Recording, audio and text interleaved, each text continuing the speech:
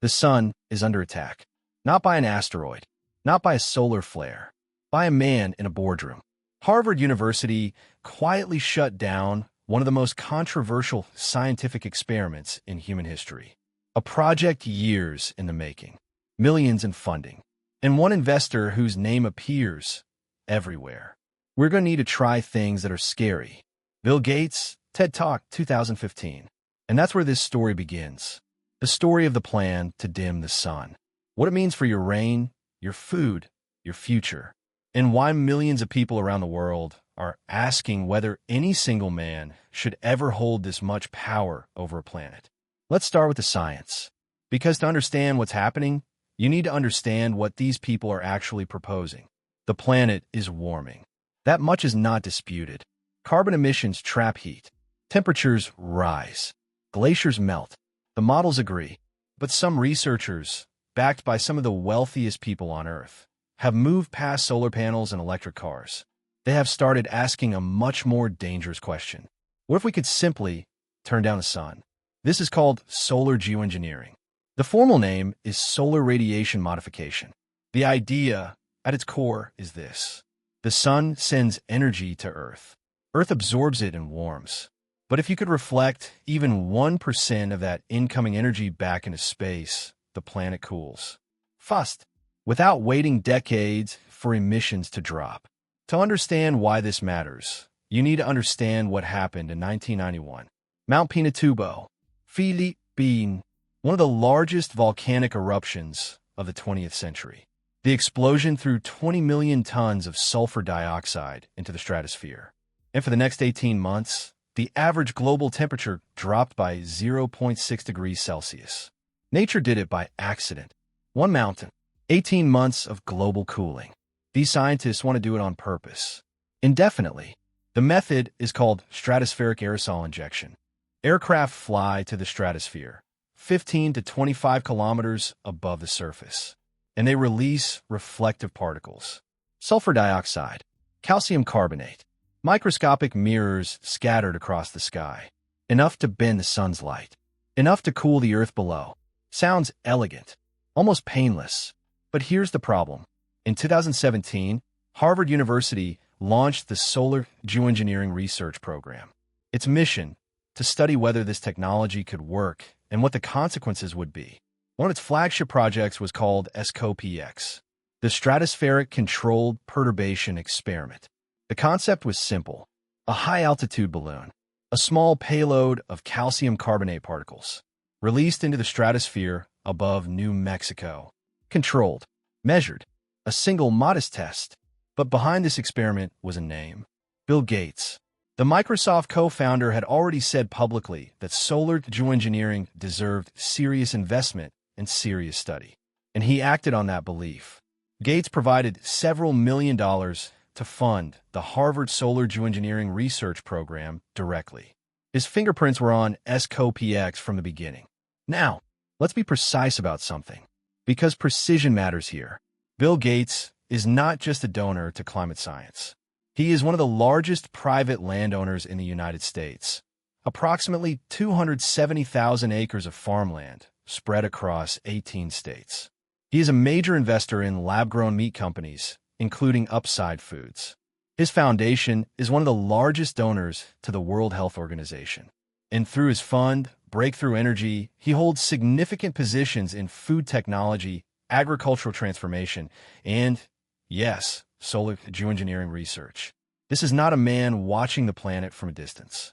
This is a man who has placed financial bets at every critical point in the global food and climate system simultaneously. Back at Harvard, SCOPX was scheduled, then delayed, then it was blocked. In 2021, Sweden gave approval for a test flight. The indigenous Sami community immediately objected.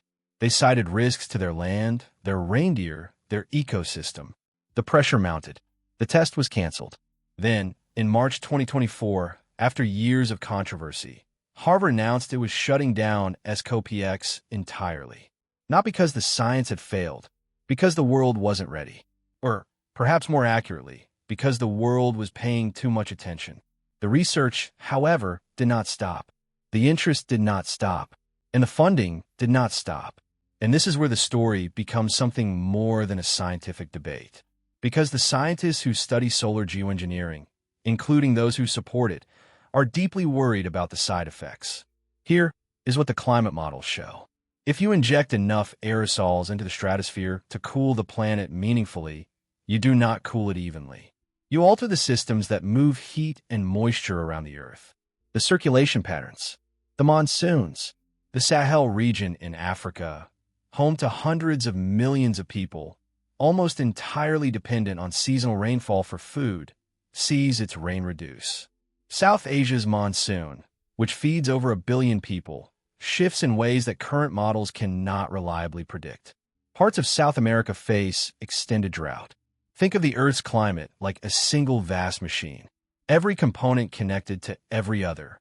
You intervene at one point, the stratosphere, and the machine adjusts everywhere simultaneously. Some places receive more rain. Some places receive less. A 2018 study published in Nature Climate Change put it directly. Unilateral solar geoengineering, deployed by one country or one group, without global agreement, could provide climate benefits to the deploying party while generating catastrophic regional disruptions elsewhere. In plain terms, the rain could be redirected, not necessarily by design, but the effect would be the same. And when crops fail, because rainfall has collapsed across a continent, the consequences are not abstract.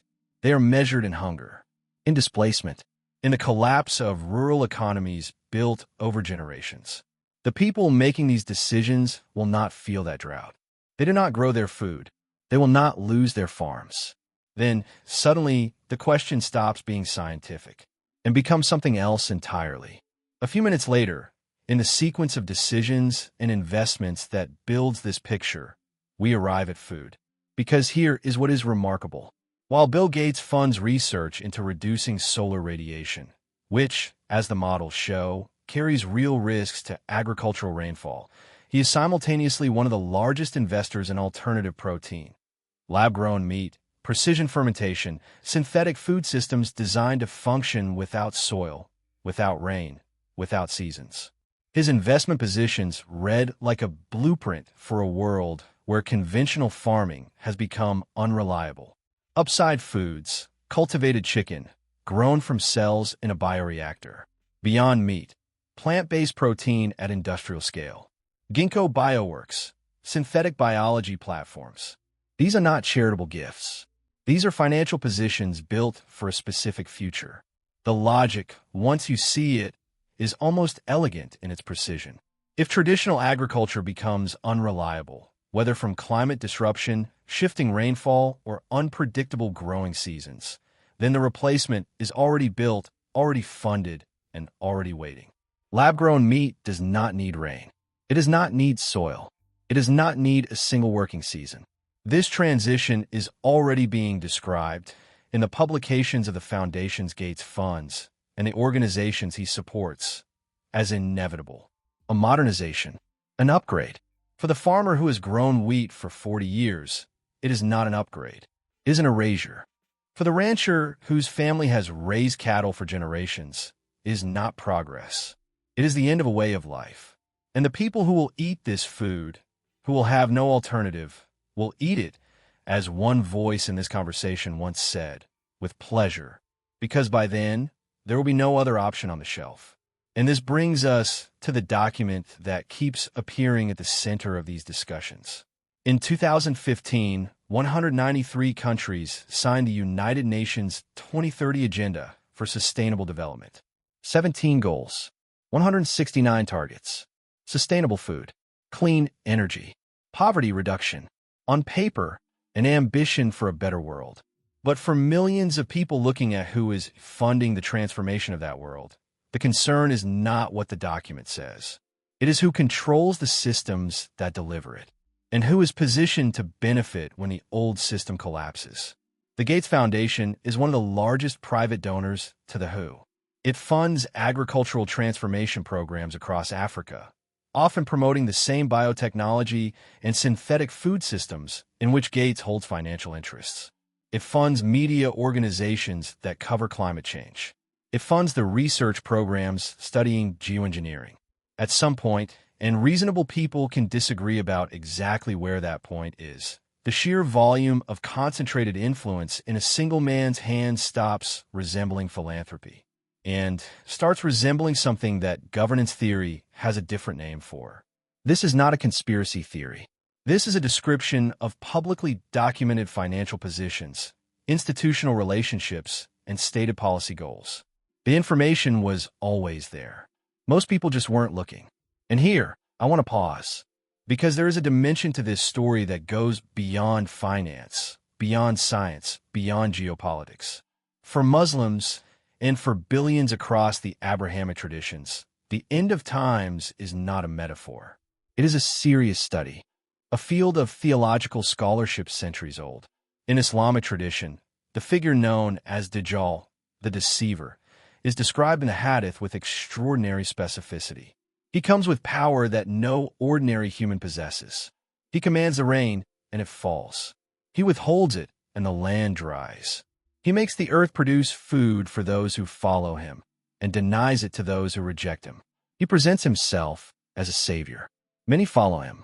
Few recognize what he is. The classical scholars were describing something supernatural, something beyond human technology.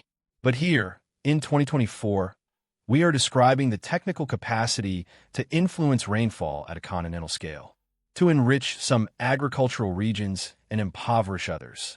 In the hands of a small number of individuals with extraordinary wealth, operating without democratic mandate and without binding international law to constrain them.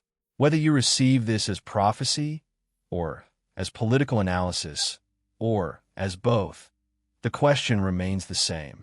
Who gave any man the right to adjust the planet's thermostat? Who gave any man the right to decide who eats and who does not?